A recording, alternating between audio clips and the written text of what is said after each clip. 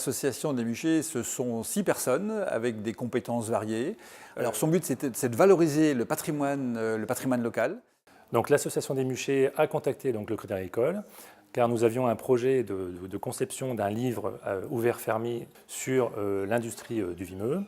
Et donc à la suite de ça, nous avons présenté quelques maquettes lors d'une réunion au Crédit Agricole de Fréville-Escarbotin.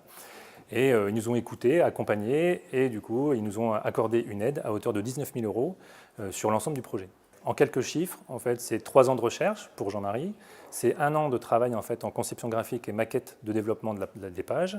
L'ouvrage s'appelle Ouvert fermé. C'est un clin d'œil aux deux produits essentiels fabriqués dans la région, c'est-à-dire la serrure et les robinets.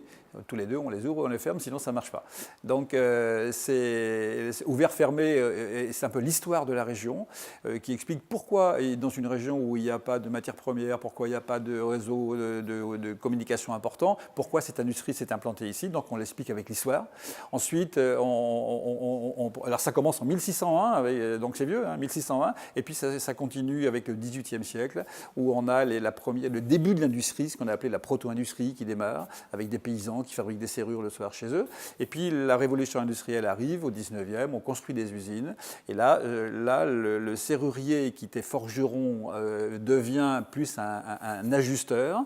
Les grosses usines fabriquent les pièces, et lui les assemble. Voilà. Et donc le 19e se termine avec de grosses usines, et aussi encore beaucoup de serruriers, mais il tend à diminuer. Au XXe siècle, il va complètement disparaître, et il reste malgré tout dans ce bassin d'emploi, en gros 5000 personnes qui aujourd'hui travaillent toujours sur un métier commencé il y a plus de 4 siècles. Hein. Donc c'est quand même assez unique en France.